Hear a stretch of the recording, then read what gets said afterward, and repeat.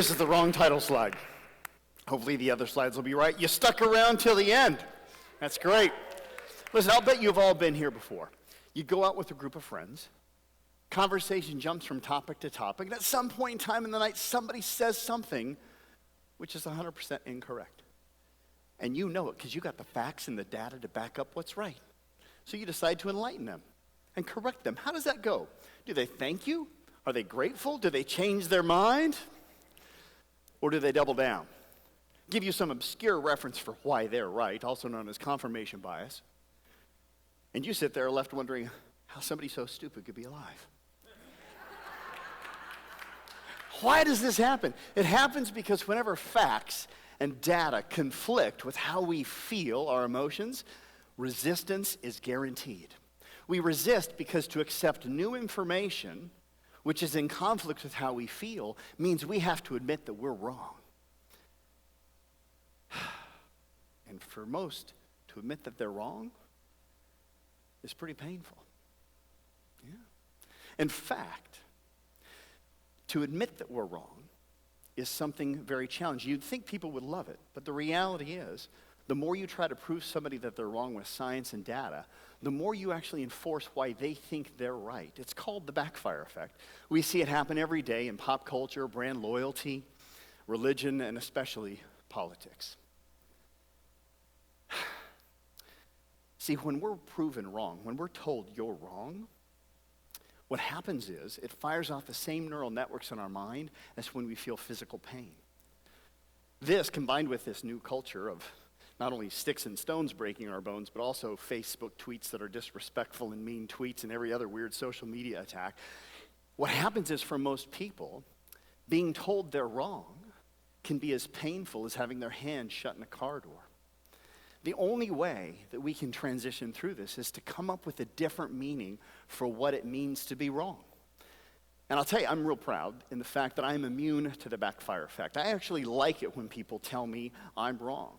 I'm very open-minded, I'm very approachable, I stay pretty cool. Maybe I'm not 100% good at that, I'm only human, right? But I will tell you I have a different association to what it means to be wrong. And I'm going to share with you how that came to my life in hopes that maybe, just maybe, it'll change the way you associate what it means to be wrong as well. See, when I was 8 years old, my mom and my dad gave my brother and I each $100 to spend on whatever toys we wanted. And instead of us each spending our money on separate toys, we decided to pool our money together and buy a state-of-the-art gaming system. This was the year the Atari 2600 was released. That's right, baby. One joystick, one button, that's all you ever need. When we told my dad about our investment, he vetoed it right away. Why? He wasn't an idiot. He knew he'd be the one that have to buy all of the game cartridges. So he sat us down, he said, "We can't afford that. I'm sorry, you got to get something else." And like kids, we were disappointed, but we bounced back pretty quickly. But this is where the story gets really good. 3 days later, my dad shows up at the house with a brand new portable television set. Black and white screen, 3 inches in width, encased in a box twice the size of a briefcase. This thing was awesome. And without even thinking about it, as an 8-year-old kid, I looked over at my brother and I said, "Man, could you imagine playing Pac-Man on that tiny little screen?" I didn't think anything about it. But my dad did. He heard that and impacted him. And the next day, after coming home from playing outside for the whole day, it's something we used to do back then, we had an Atari 2600 in the house. Yeah. My dad sat me down and he said, "Son," he goes, "I owe you an apology."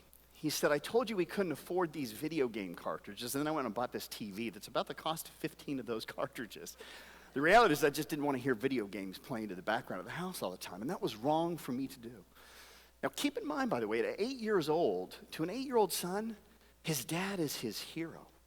And mine was no different. So I was able to link up and associate being wrong isn't something you should be embarrassed about or feel ashamed from or hurt from. But admitting that you're wrong can be heroic. Think about what happens when somebody says, "You know what, you were right, I was wrong." How do you feel about them? But even better yet, how does their world open up with a whole new set of possibilities when they're willing to accept that the data they've believed in may not be complete? And I encourage you, as you leave here tonight, to think about that. The next time you have information which conflicts with what you've been told, and be willing to be your own hero and say, what if, just what if I'm wrong? Thank you very much. I'm Topher Morrison. Have a good night. Thanks for coming out.